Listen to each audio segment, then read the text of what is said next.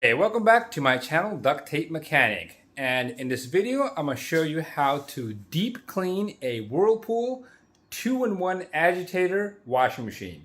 So if you find this video to be helpful, make sure you subscribe to my channel for more DIY and tinkering videos. Alright, so here is the washing machine in question, a very popular newer style model, still being sold in stores today. It's a Whirlpool 2-in-1 agitator. This video is going to be applicable to pretty much every single 2-in-1 agitator system they have. The reason I decided to make this video is because your clothes are only going to be as clean as your washing machine, and you're going to be surprised to discover the amount of dirt and grime you find after you do a deep cleaning like the one I'm going to show you in this video. So let's get to it. Alright, so the very first thing we're going to have to do is remove the agitator. So since this is a 2-in-1 system, the top of the agitator can be easily removed by just pulling up and getting that thing out of there. Pushing, I should say, but you probably already know that by now. That's probably the reason you bought it. After that, there's a 11mm bolt holding on the bottom of the agitator that needs to be removed.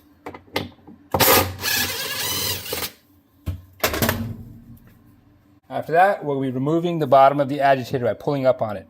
Now, if you've never done this cleaning before and it's been a year or two, your agitator is probably not going to come off as easy as that one. So a little trick you can do is go ahead and just put the top or the top of the agitator back on there, and then use this handle to pull up on it, and it may be a little bit easier to do it like that because sometimes the bottoms are really jammed up in there. So this is actually a fairly clean machine. This video is more of a demonstration purposes, but if this is the bare minimum you want to do, I completely understand. You just take off the bottom of the agitator and clean up down here. You'll find a lot of dirt and grime, particularly if the machine's been in use for over a year. This one is literally 3 months old. It's got different issues other than being dirty, or not being dirty, I should say. But anyways, I'm going to go into it a little bit further than that, where we actually remove the tub and deep clean it. And this is a good beginner step to stop if you want to, if you don't want to go any further, I should say.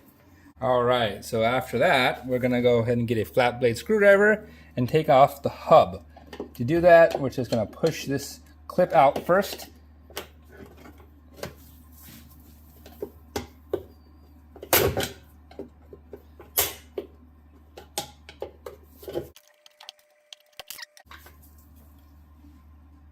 Then we're going to be using a Phillips bit to remove these 6 screws. Now, if your machine is a few years old, you probably want to spray this thing with some WD-40 prior to doing this, because you do not want to ruin the heads on these screws.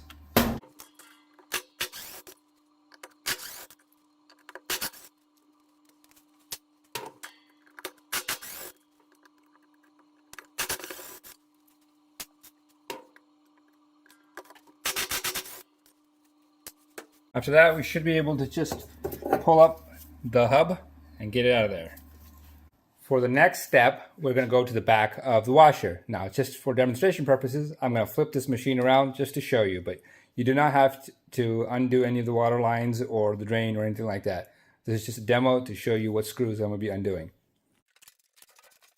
All right, so we're going to be undoing these 3 screws. 1, 2, and 3.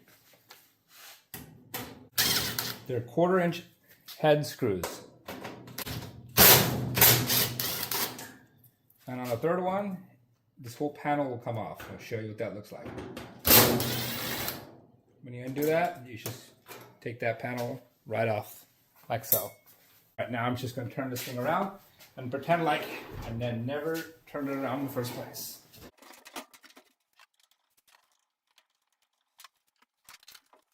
Alright, so before we go to the next step, we want to make sure that this top doesn't spring back and crack this nice glass. So we're going to get a piece of duct tape and just put the lid down so it's secured to the top piece right here. Now we're going to be lifting up this whole top piece. Now they made this a little bit more trickier than they have in the past, but you pretty much got to start in the back, lift up, then kind of work it until it unhooks from the front. Sounds a little tricky, but you'll get there. So just lift up in the back and push it forward.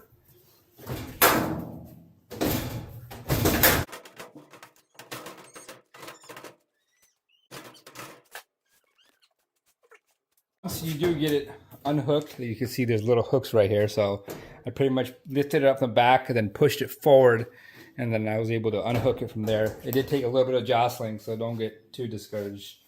And then you can just push it all the way up and rest it against the back, or against the wall, I should say.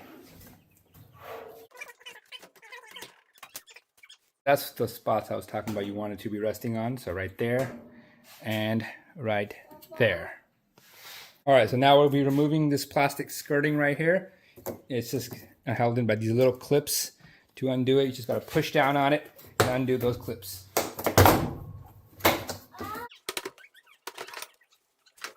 After that, you should be able to just lift up on the tub and get it out of there. Yeah.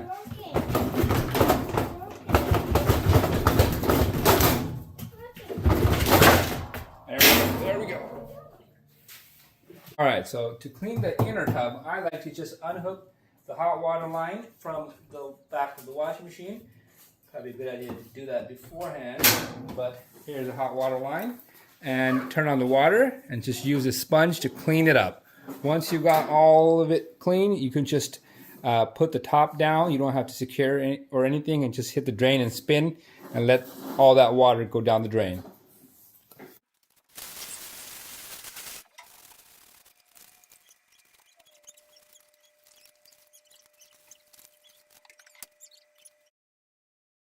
All right, so that's what it looks like after it's been scrubbed down with the hot water and after I've hit the drain and spin.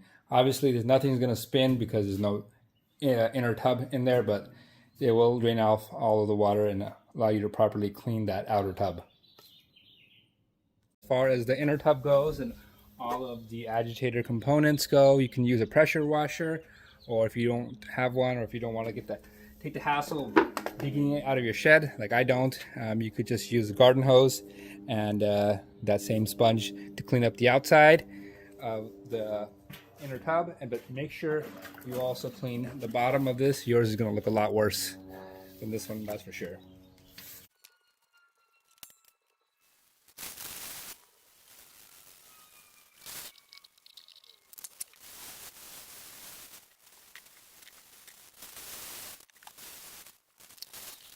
All right, so once all of those other components are cleaned, the only thing left is put it back together. First thing you want to do is go ahead and set the inner tub in. It'll sit right on that transmission shaft, like so. Once you've got the inner tub in, let's go ahead and put the hub back on. You see this pattern on the hub also corresponds to the same pattern on the inner tub.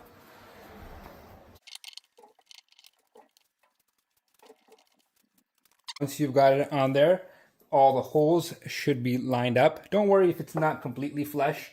We're going to slowly insert the screws in a star-shaped pattern, so we'll make sure it'll seat properly that way.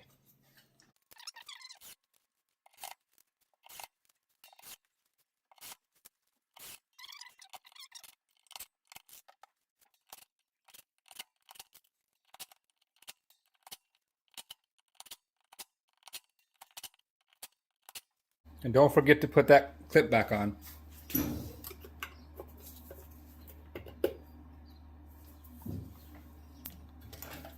may have to bang it in a little bit.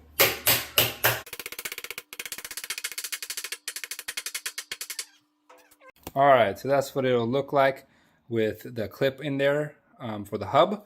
And so you may need to hit it with a screwdriver or a couple of taps with a mallet to persuade it in. After that, we're going to go ahead and put this side skirting on.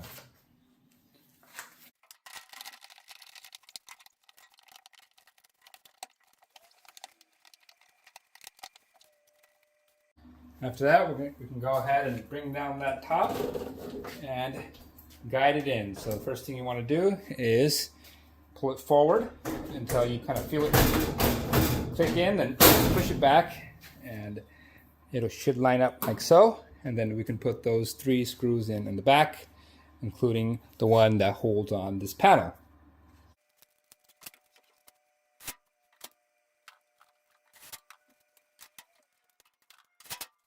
After that, we can remove our tape and reinstall our agitator.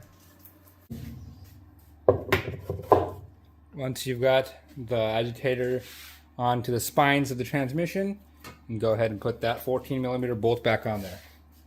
11mm, I should say.